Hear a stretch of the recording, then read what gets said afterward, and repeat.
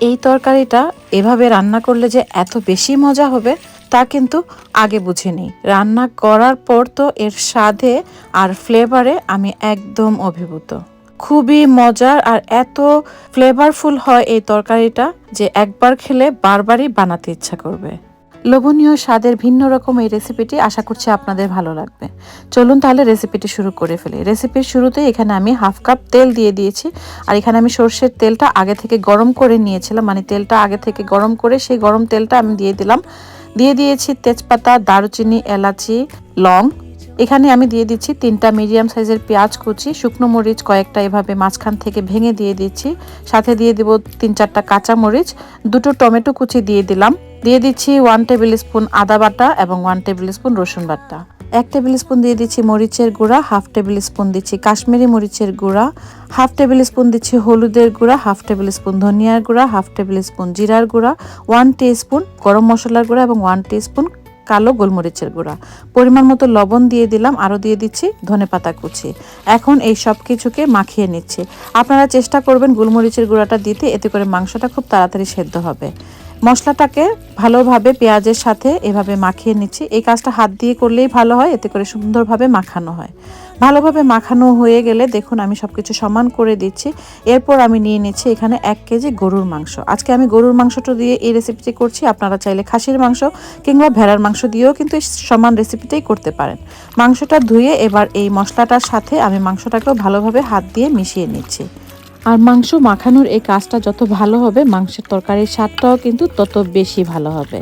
তো ভালোভাবে আমি একটু সময় নিয়ে একদম রোগড়ে রোগড়ে প্রতিটা মাংসের পিসের সাথে মশলাটাকে মাখিয়ে নিচ্ছি। মাংসটা মাখানোর সময় এত সুন্দর স্মেল আসে, মনে হয় যেন কাঁচা মাংসটাই খেয়ে ফেলা যাবে। যাই হোক, মাংসটা মাখানো হয়ে গেলে আমি এখানে আস্ত 2টো রসুন নিয়ে নিচ্ছি। রসুনের উপরের অংশটা কোয়াটা ছাড়িয়ে তারপর আমি 2টো রসুন এভাবে মাংসের মধ্যে গেঁথে দিয়ে দিচ্ছি। এরপর আমি পাতিলের ঢাকনাটা ভালোভাবে লাগিয়ে দিব।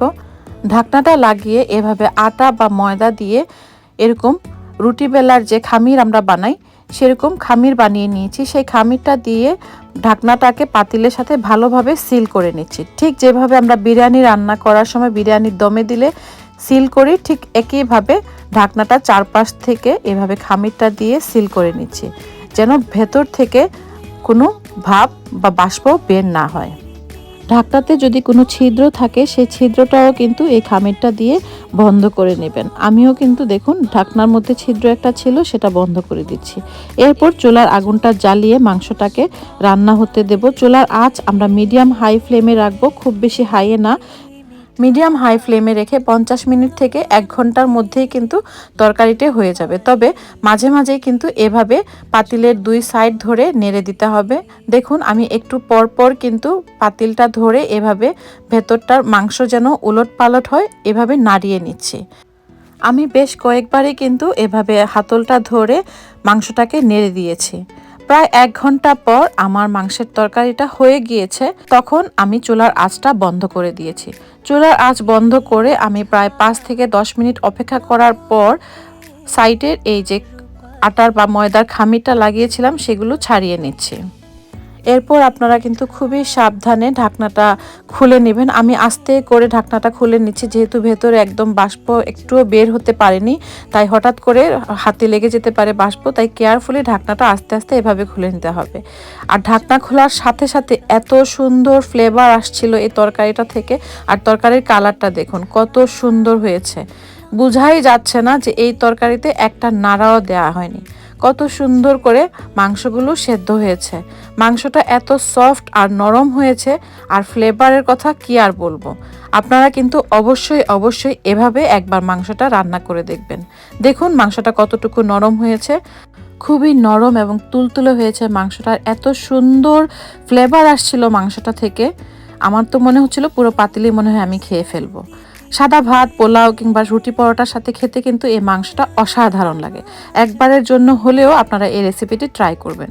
কেমন লাগলো লাইক এবং কমেন্ট করে জানাতে ভুলবেন না।